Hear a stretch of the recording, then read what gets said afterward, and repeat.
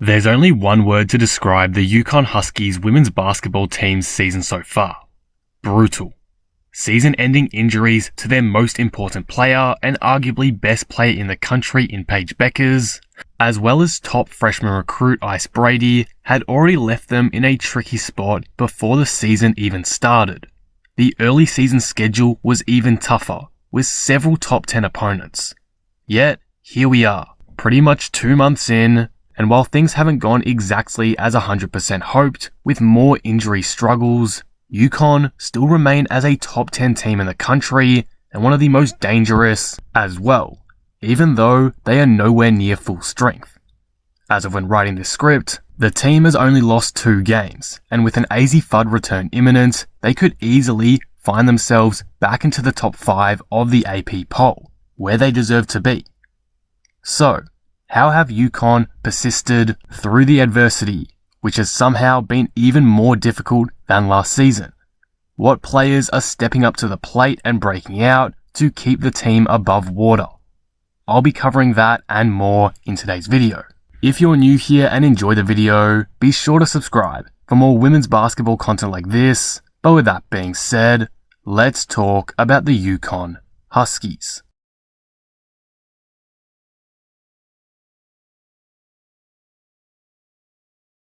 Until her own knee injury, which has left her sidelined for about a month now, Azzi Fudd's rise to superstardom this season had been vital to steadying the ship at UConn.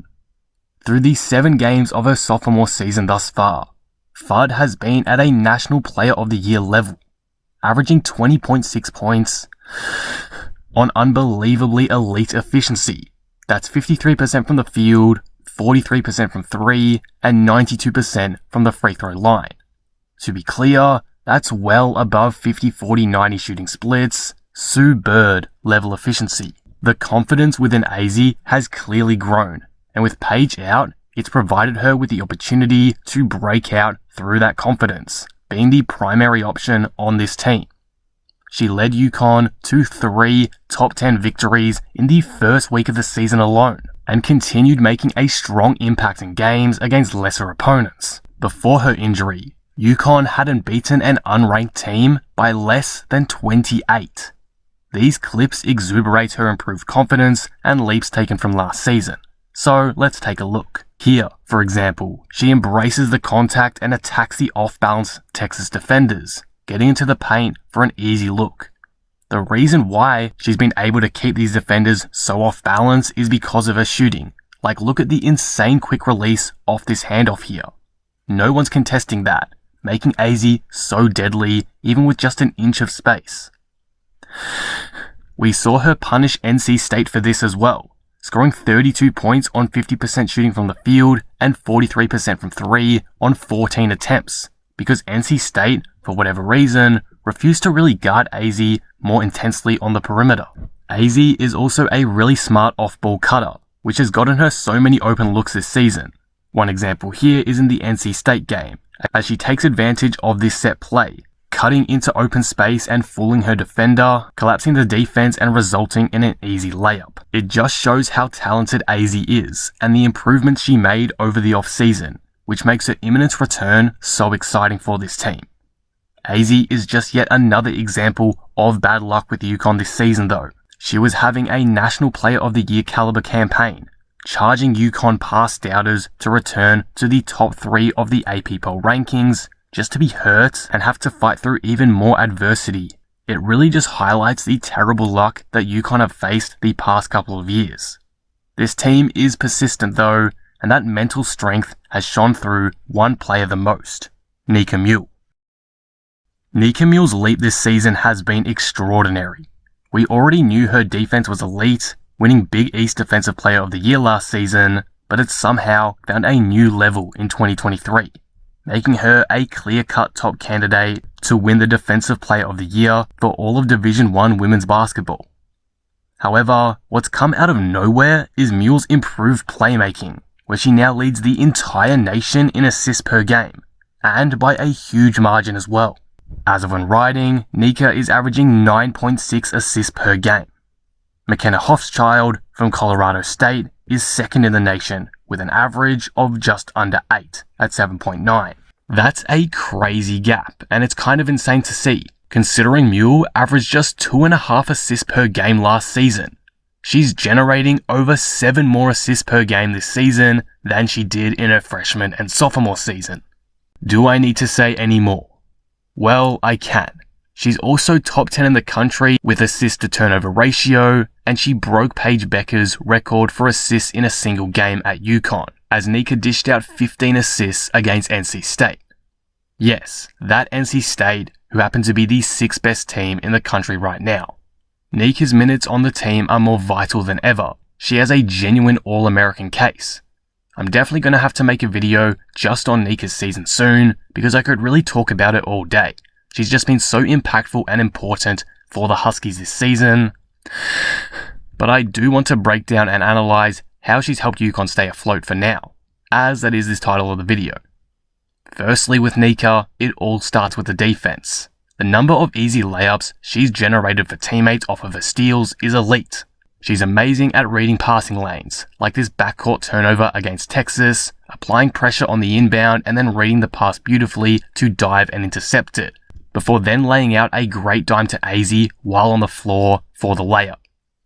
Nika's playmaking in the half court has also been really impressive as well. She's a lot less tunnel visioned, and now always seems to look for the extra pass. With that said though, a lot of her assists come in transition, and this is where she really dominates. It's an area where UConn can break the game open completely, and it's why I sometimes see Nika as UConn's most valuable player on most nights. Her X-Factor ability is really underappreciated by the average fan. Like, look at this cross-court pass on the money to Azzi on the wing against NC State.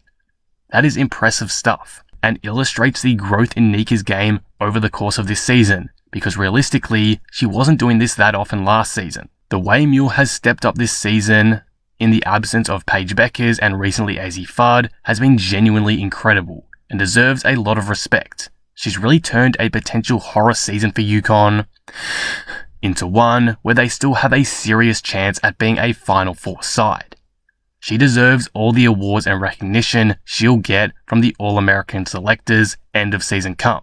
She's just been brilliant. Someone else though that stepped up this season and is honestly now in All-American discussions is Aaliyah Edwards, who's becoming the star inside force we all imagined she could be. She's averaging nearly 17 and 10 per night, with a handful of assists per game as well, shooting very efficiently at a 62% clip. She's also elevated her defensive presence inside, limiting her fouls but also increasing her blocks per game by double from last season. She's been on an absolute tear as of late, including a stretch of 4 games where she scored 23 points or more, including a 23-point, 20-rebound performance against the ranked Creighton Blue Jays. She's just been simply dominant, and I think it needs to be talked about more. Dorka Juhas, her frontcourt running partner, has also been incredible with her inside play, averaging a double-double on the season of 12 points and 11 rebounds per game. Like Edwards, Dorka dominated Creighton, finishing the game herself with 22 points and 18 rebounds. If these two can keep delivering at a high level, UConn might finally be able to match the frontcourt dominance of other top teams like Stanford and South Carolina. UConn's frontcourt has probably let them down a bit the last couple seasons, so to have these two finally break out and be legitimate superstars for this team makes the prospects of this team when fully healthy so exciting, even with Paige Bueckers out of the lineup. These two are something worth keeping an eye on, as they have the potential to make UConn's season an amazing one. Another player that's been an absolute joy to watch this season, and has honestly shocked many with her play, is Lou Lopez-Senechal. Hopefully I pronounced that correctly, my bad if I didn't. In her final season, Lou transferred to UConn to test herself in the big leagues, with many expecting her to be a solid role player off the bench with some impactful minutes. Instead, Lou's easily been one of UConn's best offensive assets this season, coming in and averaging 17 points per game. With Azzi out the past couple weeks, Lou has stepped up even more, scoring 20 plus points against Marquette and FSU, including 4 3-pointers in that game against Florida State. I don't think anyone really expected this much from Lopez, but she's proven to be one of the most important players for UConn this season, and has undoubtedly been a key factor to them treading water without Paige. Losing all these players to injury obviously sucks, and you can tell that UConn feels that hurt sometimes. The lack of a true point guard to run the floor has hurt them, leading to several games with over 20 turnovers, which is obviously unacceptable. However, a silver lining has been the persistence and resilience it's built within this team. No one is afraid of the big moments anymore when their name is called. There is no over-reliance on any one player, and now I'd argue that this could be one of the deepest rosters, if not the deepest roster, in the entire nation, at full strength of course. Freshman Inez Betancourt is a perfect example of this. In their match against Princeton back in December, Inez played the final 3 minutes of the game as Princeton attempted a late comeback. She knocked down 3 clutch free throws in the final 20 seconds to secure the game for the Huskies, not a sense of nervousness about her. It's crazy because if I remember correctly, the bench was celebrating her just making her first bucket like a week prior. It's crazy to imagine what this team is going to look like once they're at 100% health. In my eyes, it's hard to rank them any lower than 8 right now in the country, and that's without Paige and Azzi. The depth is ridiculous. I cannot wait to see how they put it all together when they're all back. And before I wrap this video up, I do want to give a quick shout out to Gino Auriemma and Coach CD2, as they both deserve plenty of credit for keeping UConn as competitive as they've been. Their coaching has been stellar this year, making it possible for anyone to be impactful in this system on any given night, and it's clearly created confidence within all their players. This team is going to be so dangerous at full strength. That's all I can say. Even without Paige Bueckers this season, and now Azzi Fudd for several weeks, UConn are still a top 10 team in the nation and have barely faltered in their absence.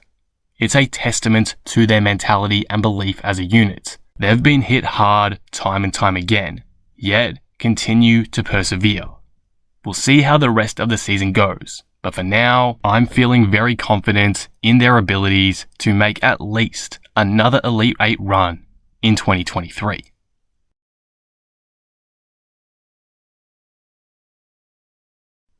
If you enjoyed this video, be sure to leave it a like and subscribe. Apologies for the hiatus, but hopefully I'll be able to upload a lot more consistently from now on. With that being said though, I will see you in the next one. Thanks for watching.